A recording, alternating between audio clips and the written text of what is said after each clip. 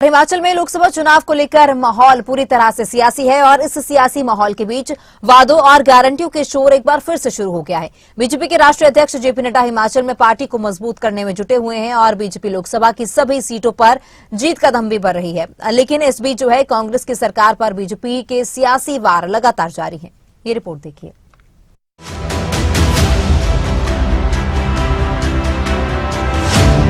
लोकसभा चुनाव में सभी सीटें जीतने के लिए हिमाचल में बीजेपी की रणनीति हर दिन बन रही है। बूथ से लेकर प्रदेश स्तर तक की रणनीति पर हर दिन मंथन हो रहा है और कार्यकर्ताओं को बीजेपी के राष्ट्रीय अध्यक्ष जेपी नड्डा लगातार जीत का मंत्र दे रहे हैं। शनिवार को नड्डा हिमाचल आए तो बीजेपी का जोश हाई था। कार्यकर्ताओं से लेकर नेताओं तक हर कोई हिमाचल में लोकसभा की सभी सीटें जीतने का दम भर रहा था और जेपी नड्डा ने भी जब धर्मशाला में चुनावी हुंकार भरी तो शुरुआत भी जीत के दावे के साथ ही की। इसलिए मित्रों, मैंने आपके सामने देश की तस्वीर खींची, मैंने आपके सामने हिमाचल की भी छोटी तस्वीर खींची। आपसे मैं निवेदन करना चाहता हूं कि आप आने वाले समय में ये मई महीने में आदरणीय प्रधानमंत्री जी को फिर से जिता करके भेजना है और तीसरी बार हैट्रिक बना करके विकसित भारत की ओर आगे बढ़ना है। इसके लिए हमको आगे बढ़ना है।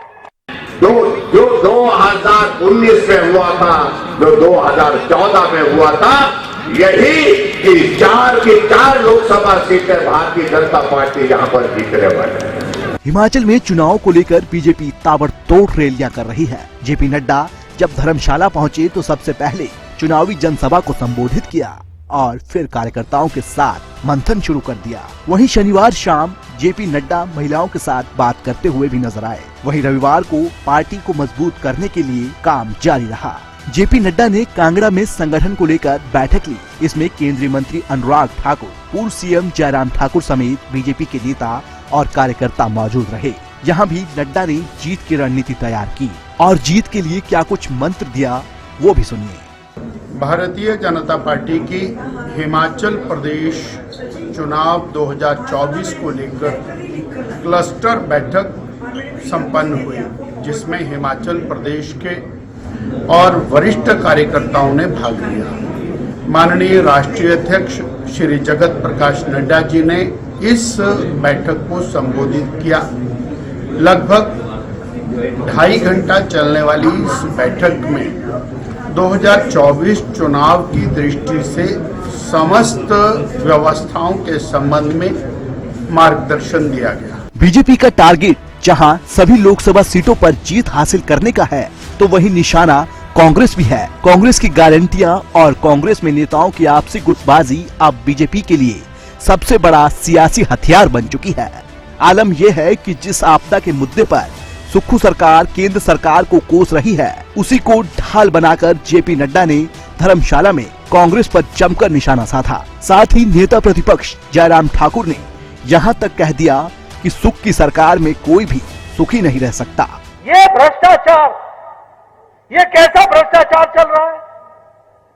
एक तरफ बोलते हो पैसे नहीं आए, दूसरे तरफ अपने कार्यकर्ताओं को बांट रहे हो, घोटाला कर रहे हो, घपला कर रहे हो।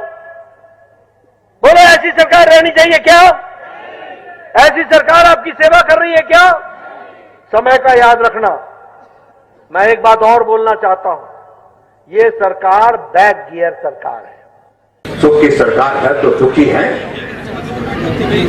नहीं बोल पाते हैं सुखी। ना विधायक सुखी है, ना मंत्री सुखी है, ना लोग सुखी हैं। तो सुखी है तो सुखी सरकार, इस सरकार का नाम कैसे पड़ा? आरोपों का सिलसिला अभी थमा नहीं है, क्योंकि जिस सुक्खू सरकार पर बीजेपी झूठे वायदे कर सत्ता में आने का आरोप लगाती है, उसी सुक्खू सरकार पर अब नेता प्रतिपक्ष जयराम ठाकुर ने एक बड़ा आरोप लगाया है। आरोप यह है कि सरकार विपक्षी नेताओं के फोन टैप करवा रही है।